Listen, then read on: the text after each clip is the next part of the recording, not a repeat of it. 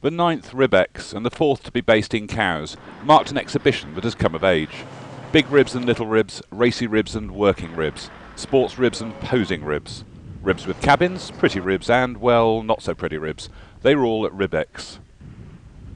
More than 5,000 horsepower was gathered in Cowes Yacht Haven for 3 days, spread among 70 ribs of all types and sizes, with 80 exhibitors filling the water and land exhibition spaces. RIBEX is billed as the only show in the world dedicated exclusively to ribs, and this year the show's profile was raised with sponsorship from Suzuki and the presence of all the major engine manufacturers and some seriously large power plants.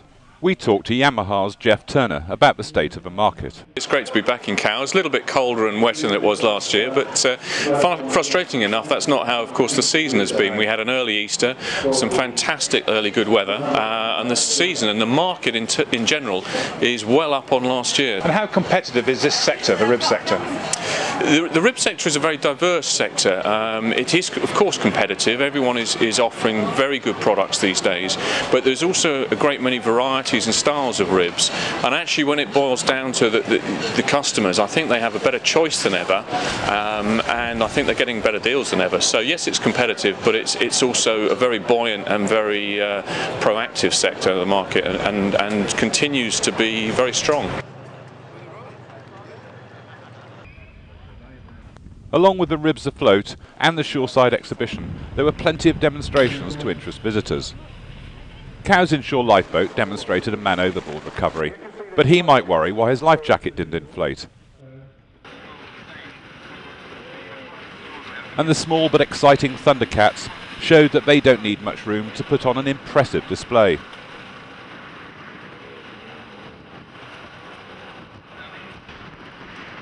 Another exhibit that caught the imagination was the rib which will be used this year by 3 island teenagers who aim to be the youngest people to circumnavigate Britain by rib. Well, we're setting off on the first weather window we get in July, hopefully, and it will take about 9 days, we think, with about 8 fuel stops all the way around. Well, we're kind of going for just the youngest people to do it, not really going for the speed record. Obviously, if we get the speed record, that'd be nice, yeah. But that's not our no matter what happens, we'll be the youngest ever people to have done it, I think. At the moment, we're hoping to do Ireland, the top of all those islands, the whole thing. Right. But in case of, we've got to be flexible in case of the weather, we might just have to do Britain. Yeah, Muckle Flugger at the top of Shetland can be quite nasty. Yeah. Believe me, I've been there. But it's quite also a nice place to go around if the weather's good. So, what bits are you looking forward to most? The finish. Can't wait for the finish. Yeah. Seeing it all, seeing everything. Be a good experience to see the whole of the British coast the whole way around. RIBEX's location in Cowes Yacht Haven is ideal for trialling the ribs on a buyer's shopping list.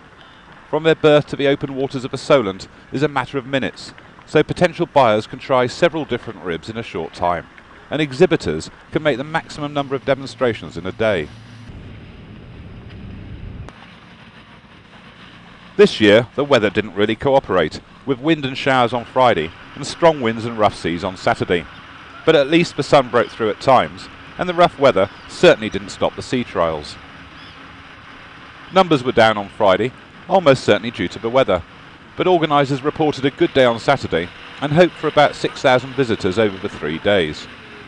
Next year's RIBEX will again be held at Cowes Yacht Haven, so put the 9th to 11th of May 2008 in your diary if you want to see all the latest boats from the rib world, even ribs on wheels.